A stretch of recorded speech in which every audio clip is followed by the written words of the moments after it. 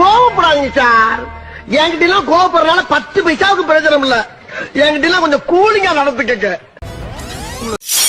20 வருஷத்துக்கு முன்னாடி நான் ஆடின வேட்டையை கேள்விப்பட்டிருப்பீங்க.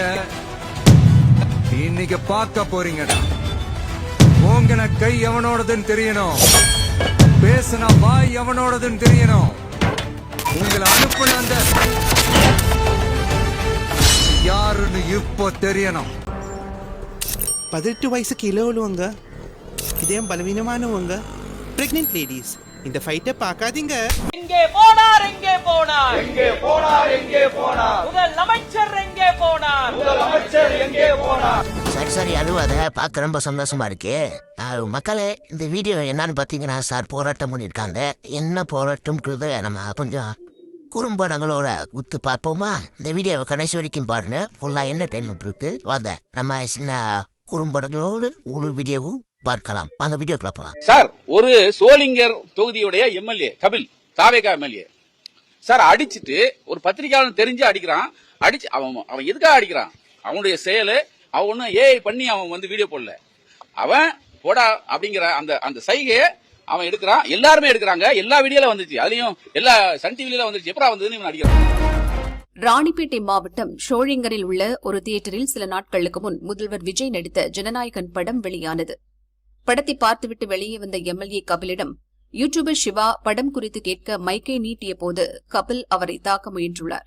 அது தொடர்பான வீடியோ சமூக வலைதளங்களில் பரவியது. செய்தியும் வெளியானது. இதனால் கபில் அவரது ஆதரவாளர்கள் ஆத்திரமடைந்து சிவாவை தேடினர்.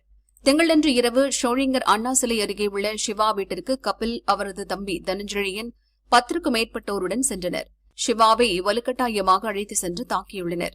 இதுகுறித்தறிந்து செய்தி சேகரிக்க சென்ற நாளிதழ் நிருபர்கள் அரங்கநாதன், கல்யாண சுந்தரம் ஆகியோரையும் சரமாரியாக தாக்கியுள்ளனர். நிருபர்களின் அலறல் கேட்டு பொதுமக்கள் அங்கு குவிந்ததும் ஷோழிங்கர் போலீசார் விரைந்து அவர்களை மீட்டனர். போலீஸ் பாத்தீங்களா, இது சம்பந்தப்பட்ட அந்த பையன் வீடியோ வெளியிட்டு இருக்காப்புல. நீங்களே அந்த வீடியோவும் முழுசா பாருங்க.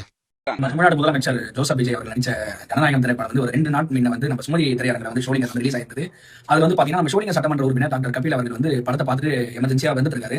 நான் என்ன பண்ணேன்னா, நம்மளுடைய சேனல் மீடியா அந்த மைக்கை கொண்டு போயிட்டு சார் படம் எப்படி கேட்டேன். அவர் வந்து எப்படி சொல்ல ஆல்ரெடி வந்து நம்ம கிட்ட வந்து சொல்லி நான் அவருக்கு வந்து ஒர்க் பண்ணிட்டு இருந்தேன். நான் அவர் கூட தான் இருக்கேன். 4-5 மாசமா அந்த எலெக்ஷன்ல இருந்து நம்ம தான் அண்ணா ரைட்டிங் பேஜ் எல்லாம் நான் பண்ணிட்டு இருக்கேன். அவருடைய பேஜ் எல்லாத்தையும் நான் தான் வந்து ரன் பண்ணிட்டு இருக்கேன். அவர் வந்து ஆல்ரெடி என்ன சொல்லியிருந்தாரு, இந்த படத்துக்கு நம்ம ப்ரொமோஷன் எல்லாம் நம்ம கொடுக்க தேவை, நம்ம வந்து நம்ம இந்த பிரஸ் மீட் எல்லாம் வாய்ப்பு பண்ணோம் அப்படின்னு சொல்லியிருந்தாரு. நம்ம ஒரு சட்டமன்ற உறுப்பினராக வந்து இந்த மாதிரி எல்லாம் வந்து தேவையில்லாம வந்து இது கொடுக்குறான்னு சொல்லி இன்டர்வியூ நான் வந்து சரி ஏதோ ஒரு விளையாட்டுக்கு அண்ணன்ற மாதிரி கேட்டேன். ஆனா வந்து அவருக்கு வந்து ஜாலியா தான் சொல்லிட்டு போறா, என்கிட்ட போறா, எனக்கு போறா அப்படின்னு சொல்லுவாங்க. ஆனா வந்து அது வந்து தவறுதான், அவதூறா வந்து எல்லாம் போட்டுட்டு இருக்காங்க இந்த மீடியா எல்லாம்.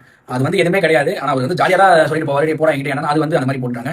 ஆனா நானும் அவரும் வந்து அண்ணன் தம்பி அந்த மாதிரி தான் இருக்குமே தவிர இதுக்கான எந்த ஒரு நோக்கமும் எதுவுமே கிடையாது.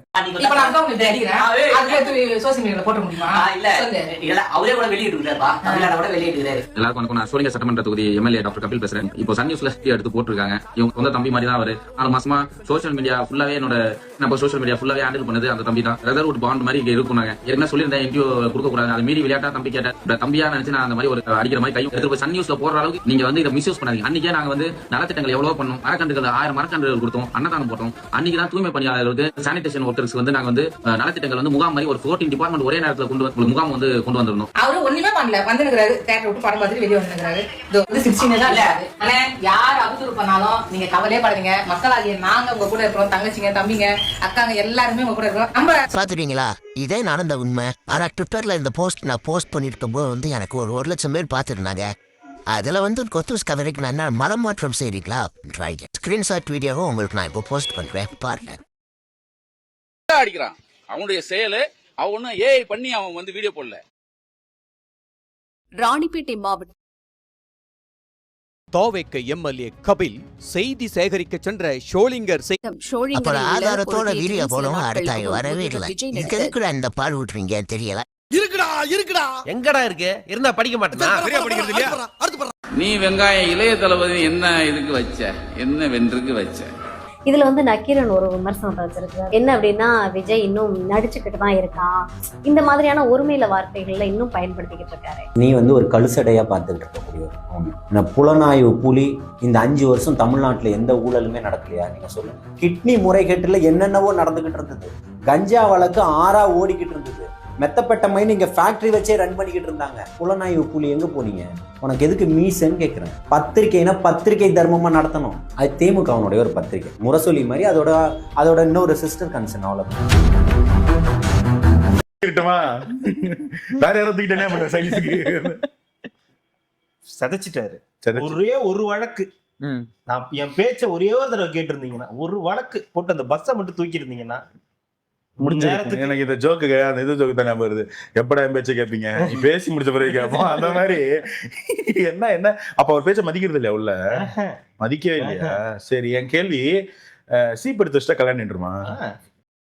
முயற்சி திருவினையாக்கும், முயற்சின்மை இளமை புகுத்தி விடும்னு சொன்னார் வள்ளுவர். இந்த ஆட்சியில பத்திரிகையாளர்களுக்கு எதுவும் இப்ப என்ன வந்து 3 மாசம் இருக்குமா? 100 நாள் ஆச்சா? 100 நாளுக்கு அவங்க என்ன ரீல்ஸ் போடலையே? 72 நாள் தான். ஓ, ரீல்ஸ் 100 நாள் ரீல்ஸ் வந்துருக்குங்களே. 72 நாள் தான் சார் ஆச்சு. இதோட எத்தனை பத்திரிகையாளர் தாக்கப்பட்டிருக்கு? ஒன்னு தம்பி இவரு விஜயன், அதுக்கப்புறம் 3 வாட்டி டிவி முடக்கப்பட்டிருக்கு. ஒரு புதிய தலைமுறை தம்பி அவரு விஜயன் தாக்கப்பட்டிருக்காரு. விஜயன் தாக்கப்படல, ஹராஸ். அந்த ஹராஸ்மெண்ட் பாத்தீங்கன்னா அவர் வெளியே வந்து பேச மாட்டேங்கிறாரு, வேற விஷயம். ஆனா நம்ம அதை சொல்லித்தான் ஆகணும். ஏன்னா அவங்க சொல்லாதனாலதான் இப்ப அடுத்த வீட்டுக்கு வந்துருச்சு.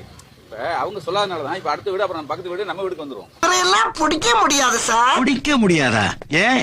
அவர் என்ன, அவரை வந்து 12 மணி வரைக்கும் விசாரிக்கிறாங்க நைட்டு. மறுபடியும் வீட்டுக்கு போனவரை 2 மணிக்கு மறுபடியும் வா, விசாரிக்கலாம் இல்ல, சும்மா உட்கார வை. ஏன்னா வீட்டுல இருக்கிறவங்க டேய் இனிமே இங்க வேலை பார்க்காத, பத்திரிகையில வேலை பார்க்காத சொல்லணும், பயமுறுத்தணும்.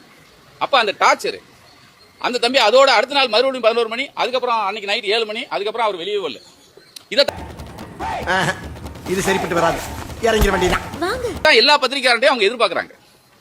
நாம அப்படி பின்வாங்குற இடத்துல இல்ல, நாங்க பின்வாங்கவும் மாட்டோம். நீ எங்க ஓடுன்னு நீங்க ஓடினாலும் நாங்க விடுறது இல்ல.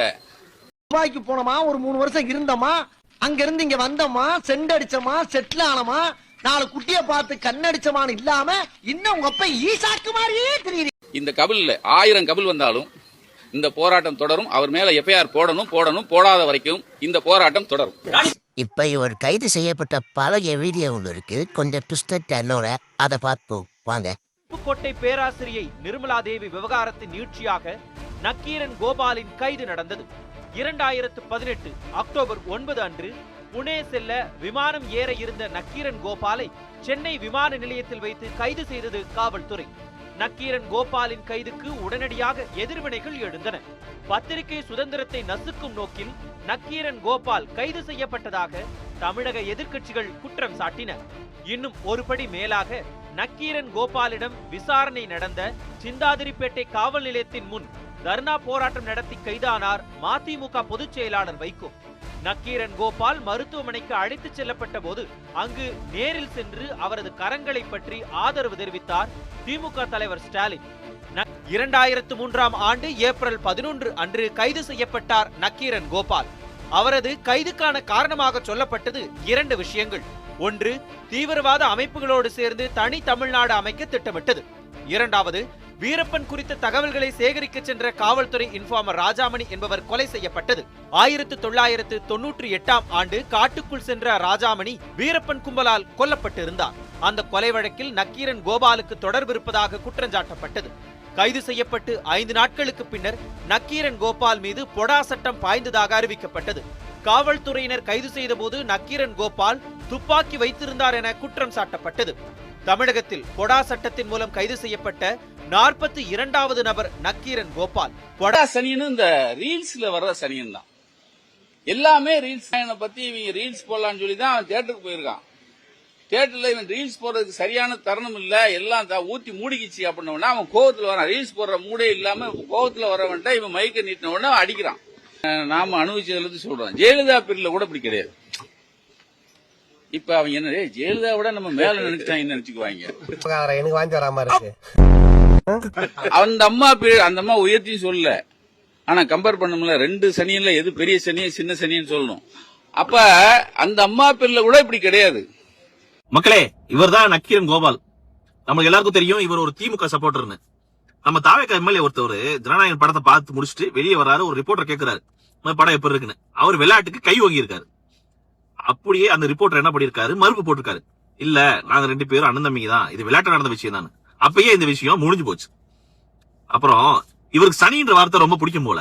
அந்த சனின்ற வார்த்தை பிடிச்சனாலதான் அம்மா இருந்த பீரியட்ல, ஏடிஎம்கே பீரியட்ல இவரு நிறைய டைம்ல உள்ளே இருந்தாரு. இவர் சொல்றாரு பெரிய சனியே சின்ன சனியனா. ஏடிஎம்கே நிர்வாகிங்க தயவு செஞ்சு இந்த வீடியோ பாருங்க. அது போக இவர் பெரிய பெரிய விஷயம்லாம் செஞ்சிருக்காரு, பெரிய பெரிய சாதனை எல்லாம் செஞ்சிருக்காரு. அந்த சாதனையை இவர் சொல்லுவார், வாயில சொல்லுவாரு. தயவு செஞ்சு போய் பாருங்க. அதிகமாலாம் எனக்கு வழக்கு இல்ல. ஒரு 261 எஃப்ஐஆர் வந்து இருக்கு. ஒரு 3 மர்டர் கேஸ் இருக்கு. ஒரு 4 கடத்தல் வழக்கு இருக்கு. கொடா வழக்கு, ஒரு ஆயுத வழக்கு. இது இல்லாம ஒரு 111 டிஃபமேட்டரி இருக்கு. பாஸ் ஊருக்கு வந்துட்டான். மோர் ஊத்திட்டானா அவனுக்கு அடுத்து பால் தாண்டா. டேய் அவன் மோருக்கு வந்துட்டான். எல்லாரும் அலக்காரங்கடா.